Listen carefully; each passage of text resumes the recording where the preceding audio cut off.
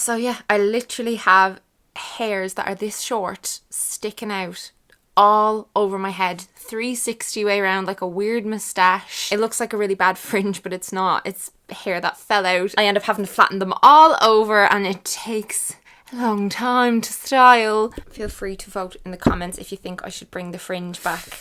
Maybe I'll hide them.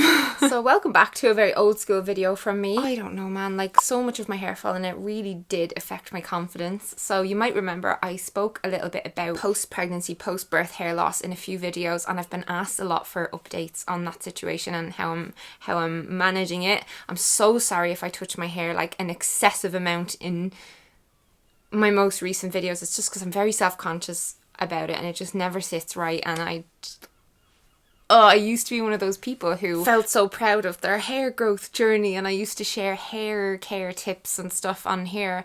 And what's happened since I gave birth is that I have been constantly seeking advice and tips and help from the internet, and that's what I'm here to share with you. So during pregnancy, my hair was amazing. I loved my pregnancy hair. It was really thick and healthy and shiny. And then I had my son, and I started noticing that the shower plug, like the drain, was just stuffed with my hair, and I was finding handfuls of hair coming out of my hairbrush. There was random hairs all over the floors, all over my pillow, all over my clothes. I'd be sometimes filming YouTube videos and there'd be like stray hairs all stuck to my chest. Like they were just constantly falling out, and I just remember thinking, when is this gonna stop? Turns out it's very common for your hair to thin out after you have a baby, and it's actually called Telogen Effluvium.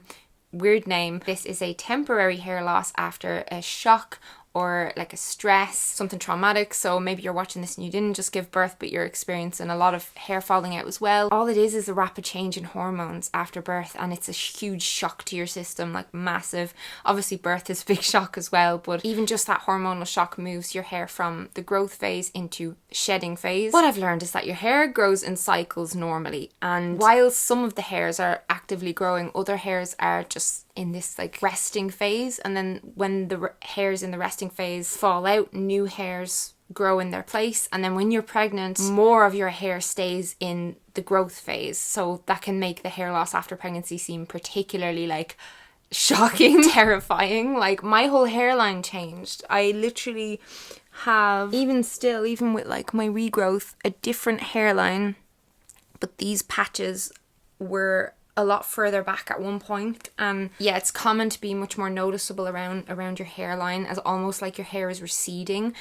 It just thinned out so much, and it was really like lank. And I just remember the first time I noticed, like reaching my hand around, and how much thinner my hair was in a fist, you know. Don't worry, like not everyone is going to lose a hugely significant amount of hair, but some people do lose far more even than what I lost. And I have heard that when you stop breastfeeding, it can all happen again. And obviously, like, I'm going to stop breastfeeding, and then I'm going to have another baby, and then probably going to have another baby, and then hopefully I'll have another baby. I am nervous for my hair, for my future.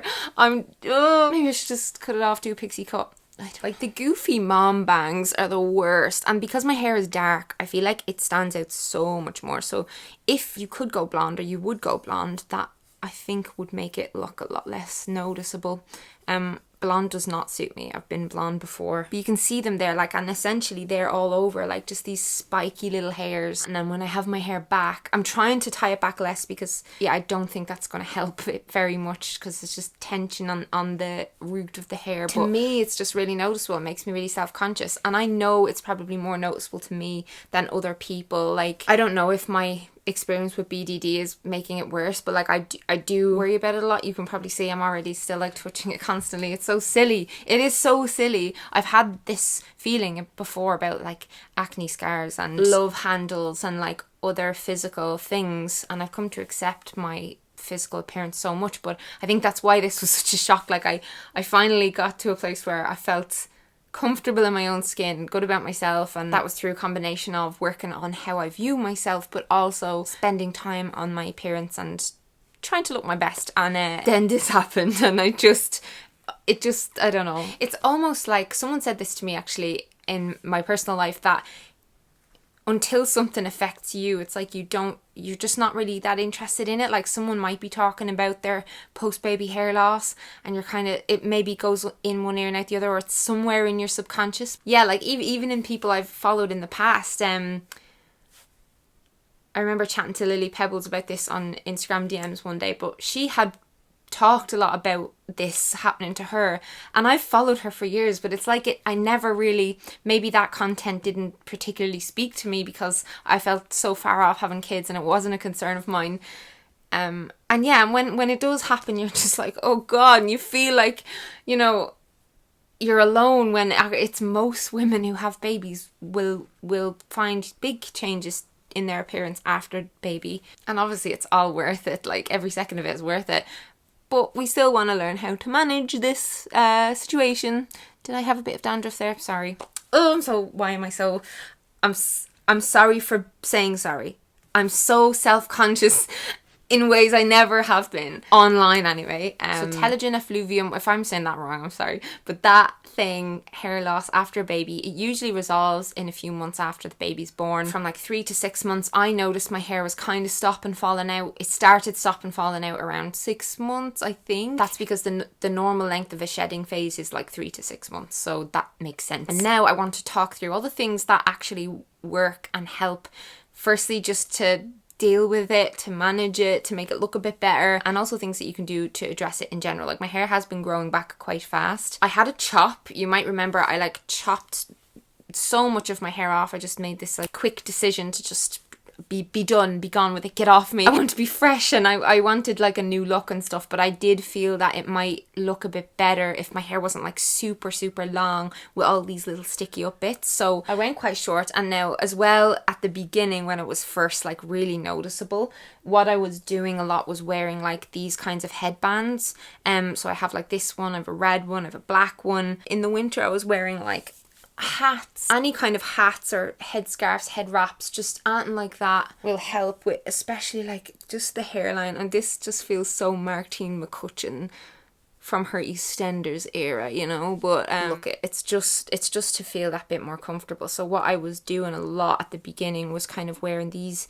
headbands, just even in the house, like even if it was just for myself, because you know I get that like we do as human beings want to look our best and to feel confident around other people, and a lot of that is influenced by the images that we grow up with and just society in general. There's definitely a lot of emphasis, especially on women and how they present themselves and stuff, and like I get that, but I don't know about you, but I feel better in myself if I've looked after myself and I look relatively presentable, even if I'm not going anywhere, if I'm just in the house, even if it's just me and the baby and my husband's not even around. Like it does make a difference to how I actually feel.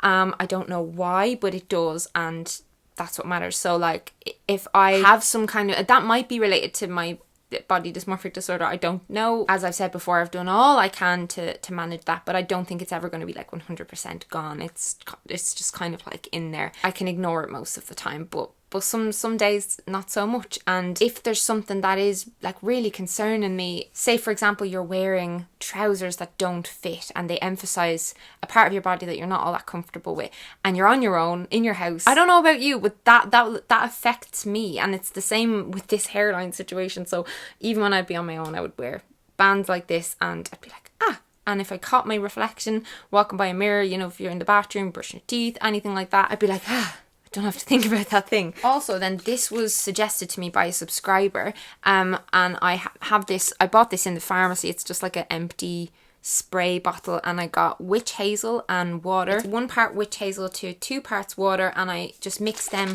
Did this, and this just really helps to flatten down the hairs. Another thing that does help is what is it called, like hair oil, any kind of hair oil. A lot of oils will say like for face and body. So hair oils do help, but yeah, if you're more on the thin hair side, they can make your hair look a little bit greasy, but I don't mind sometimes if my hair has like the oils up here, because I do think they contribute to growth. Don't quote me on that, but I just have always felt like in my past I've used a hair oil for all throughout my 20s.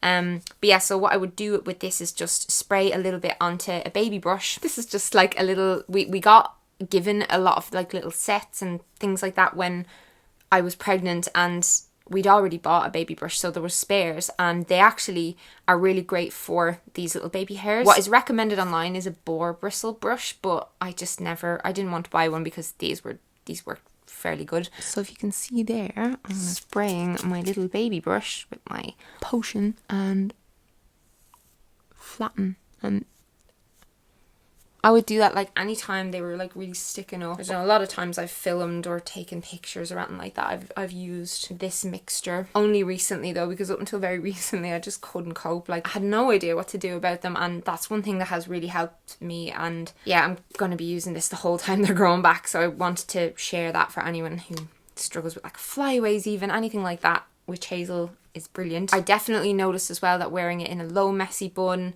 like emphasized it all less than if I tie it all the way up, you know, like a messy top knot. I don't get on well with that hairstyle anymore. It just looks awful, and I miss my long thick hair so much. Other things then, so supplements, definitely taken any kind of good hair, skin and nails type supplement.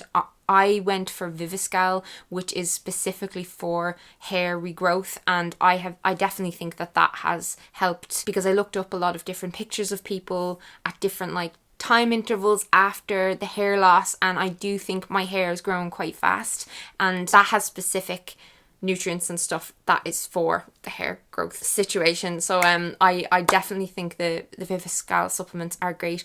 I didn't, however, really get on with the Viviscal shampoo and conditioner. Like at first I was like, you know, oh, it is making my hair look a bit thicker, but I didn't like the smell. I didn't really enjoy using it. And then I actually used some other products in the meantime, like tried different products that I was sent, like the Kiehl's amino acids products and stuff, and really, really loved them. And yeah, I don't feel any kind of loyalty to Viviscal in terms of like those products. I just thought that the supplements were a great addition, you know, can't hurt. Diet is mega, obviously eating protein, iron-rich foods as well, and fresh fruit and vegetables, all of the things that build your cells.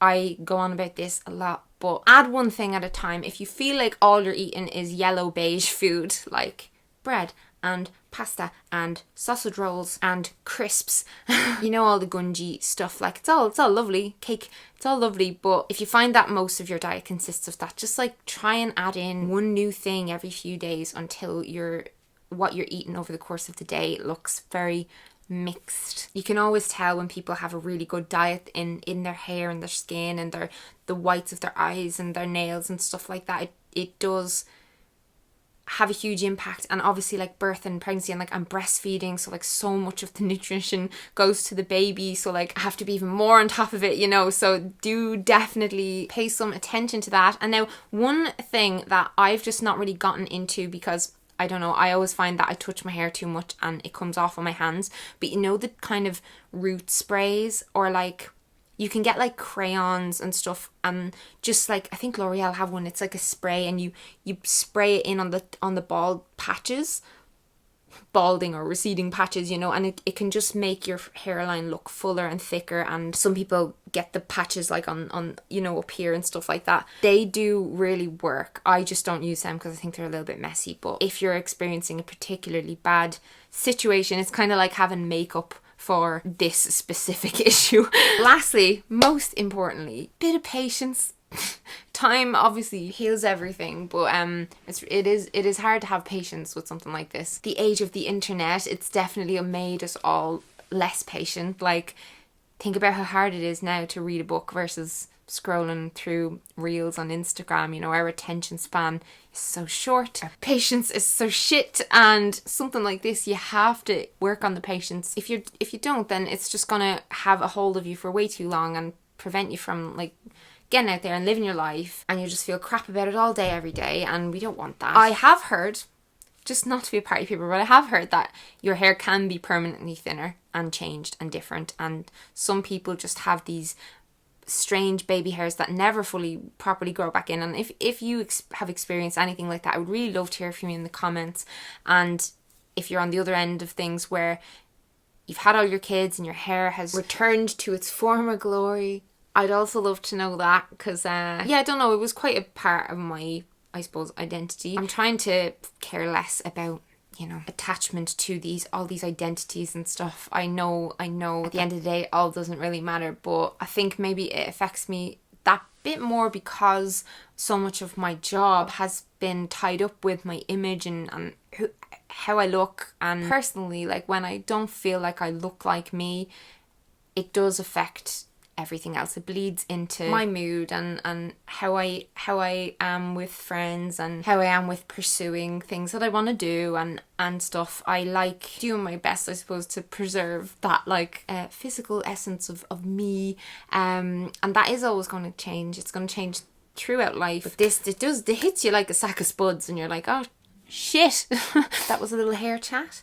I am having my wedding party thing next year. I got married with my husband at the very, very, very start of the pandemic. Our wedding like was cancelled. It was like the first week of the first lockdown and everything. It's happening in March 2022. I would love to have regrown my hair as long as I can for that, because I always said to you, I always wanted to have like my long dark hair for when I was getting married, and I had it for the registry office bit, but I would like to, you know, keep on with the regrowth, and I'm trying to avoid the temptation to dye it some mad colour or I don't know, just to do something to distract from the little we'll see how that goes. If you'd like more random little beauty style videos like this, please thumbs this video up. I haven't done videos like this in ages on here. When I started my channel, that was nearly all I did. So if you're an old school subscriber, maybe you enjoyed this. And yeah, gonna go. I'll see you again in another video very soon. Farewell. I need to stop touching my hair. Oh my god, I just washed it. Goodbye.